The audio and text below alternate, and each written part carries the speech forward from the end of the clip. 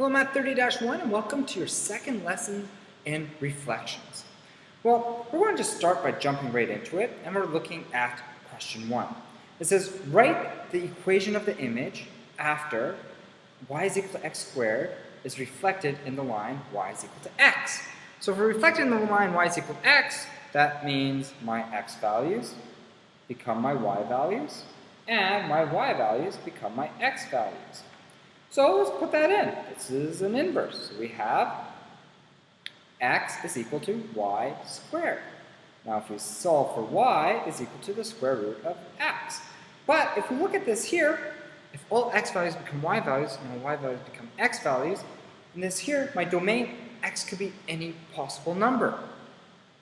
So then here, my range should be any possible number. But if I just graph this like this, I can't have any negatives. So, because x can't be negative, so we're going to just go plus or minus. Okay? Now, let's take a look at this part here. We have a reflection in the y-axis. Okay, so if we reflect in the y is up and down. Everything that was on this side of the y turns to that side of the y. So my x's become negative, or if they were positive, and if they're negative, they become positive. So x goes to negative x, right? Now we quickly do this. We're going to have y is equal to 10 to the negative x. Let's try the next one. Describe how the, last one right here. Y is equal to square root of x is reflected along the x-axis. X-axis goes like this. So if it's up here, it must go down there. If it's down there, it goes up there. So my y's, if they're positive, they become negative. If they're negative, they become positive. So my y is replaced to negative y. So what do we end up getting? We get negative y is equal to square root of x. So then y is equal to the negative square root of x. That's it.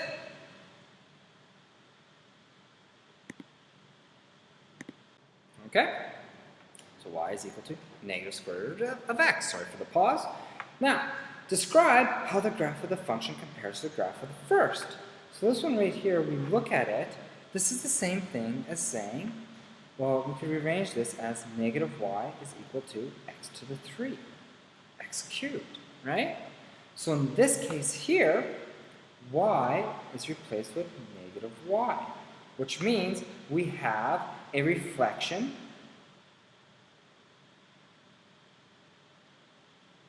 on the x-axis. Okay? So it's a reflection in the x-axis. But if we look at this too, if I put brackets around that and we cube it, it could be essentially the same thing. So we could also have, I'm just going to write it here, x going to negative x, right? Now if we have that, this is a reflection in the y-axis. So this one right here has two possible reflections. A reflection in the x-axis or a reflection in the y-axis. Let's take a look at the next one. Here, x and y are switched. X became y, right? Or y became x. So it's a reflection in y is equal to x. Okay? Let's take a look at the next one. Each x is replaced with negative x. So here, x goes to negative x. So this is a reflection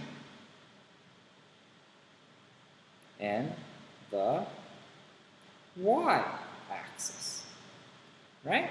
Because if we had x's, they went negative. So if they were here, they went to here.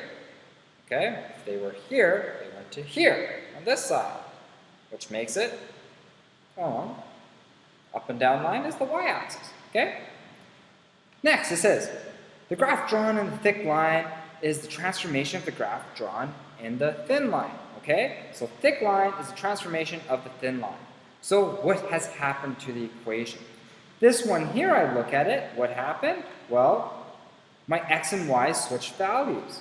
So x went to y and y went to x. What does that mean? We have y, we have our x and y switching. So x is equal to y squared. So y is equal to the square root of x. And I have to put the plus or minus there. There's a plus or minus square root of x, right? Otherwise, it would only look like that. Let's take a look at the next one here. Well, the same absolute value of x, so it looks like that. Well, everything was positive, now everything's negative. So basically, y went to negative y, right? All my positive y's went to negative. What does that mean? Well, we have negative y is equal to absolute value of x. So then y is equal to negative absolute value of x. Okay? Let's take a look at this example number 4. Here's my equation. So it wants us to sketch this equation first of all. So we have, go and grab my calculator. So now I have this question plugged into my calculator. But if I look at it, I already know what my max is. When this is 0, it's 6 over 3, which is 2. So I'm going to put that there. So we know what 1 is already. Okay? And then it's going to kind of just go down like this. Alright? And it's going to be fairly even. I didn't draw it too even, but it's going to look like that. And if I graph it, there we go. Kind of the exact same thing, right? So now it says, write the equation for each. So let's write the equation if we have a reflection in the x-axis. So this will end up giving me y is equal to negative 6 all over x squared plus 3. Maybe we could put this all in brackets. Okay? The next one here,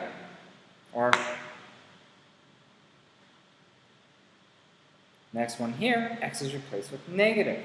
So that's going to be y is equal to 6 all over x, negative x squared plus 3, which is the same as y is equal to 6 all over x squared plus 3. So really, nothing changes there. And if we look at this, that makes sense, because both sides on the y-axis are even. This should be even. I'm just a horrible drawer. Now the next one is the y is replaced with x. So let's try this out here. We're going to have x is equal to, we have 6 all over y squared plus 3. So now we have to solve for y. So I'm going to have y squared plus 3 is equal to 6 over x. And then we're going to minus 3. So that's gone. Then we have to square root it. So y is equal to plus or minus the square root of 6 over x. And then we subtract 3. Now the reason why I said plus or minus, because look here. My domain is positive or negative. So when I do this, I have to make sure my range can be positive or negative. So remember, the x and y values switch. Next it says sketch each graph in B and discuss and state whether the graph represents a function. Okay, so let's take a look at this first one. This is this. Well, that's just a flip in the x-axis. So this one, when we just have that, is going to look kind of like this here. Okay, let's take a look at the next one. Well, the next one doesn't change. It's going to look the same.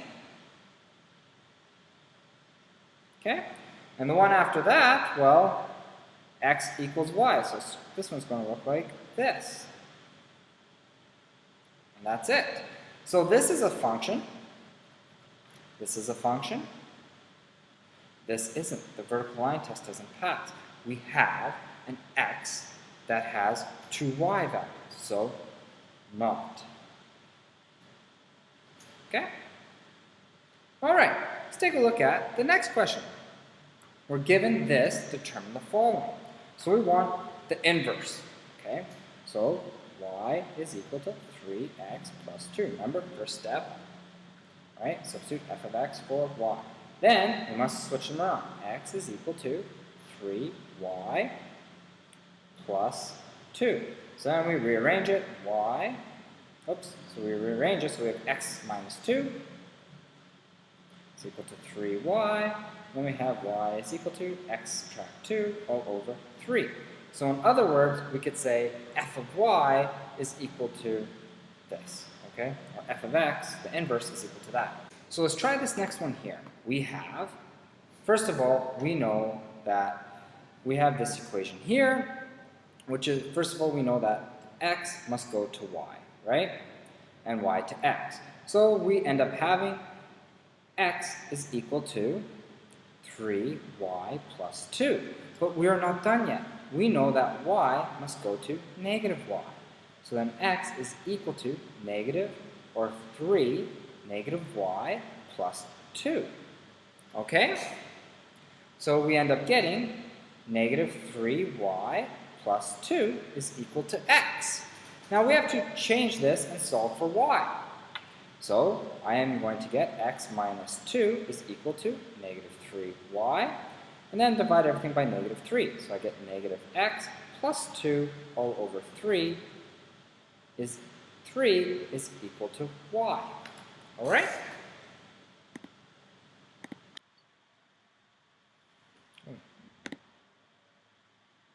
Okay, so another interesting thing, if we look at here, we have this is equal to y, so essentially y is equal to negative x plus 2 all over 3. If I just put in, because a negative for the y, right, and I just multiply everything for this here, if I just put in a negative for y for this one, after we do this, take this here, then it must be a negative in for y, and we multiply it across, we'll end up getting the exact same answer. So let's try the next one. So it's the same thing. We're putting in f of x and y, except we're switching everything to be the negative there. So in this case, it's like saying, first of all, we have x to y. So then we already know that equation is this. It's y is equal to x minus 2 all over 3.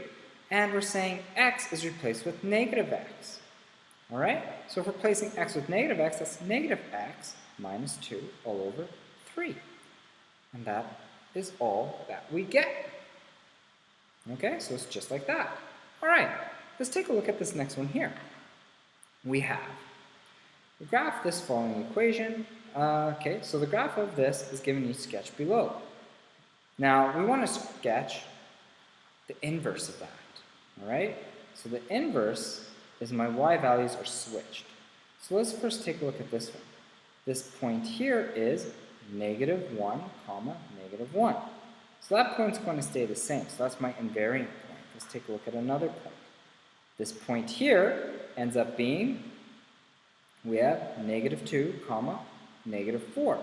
So we have to put a point negative 4, negative 2. So we're going to go here, negative 4, negative 2.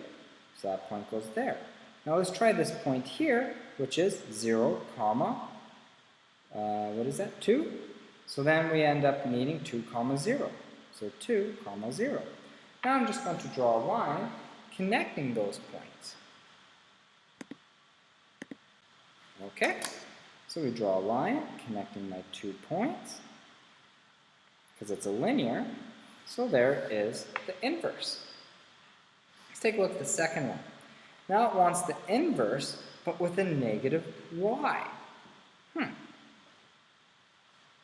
So we want the inverse with negative y. So that's pretty much graphing this one right there.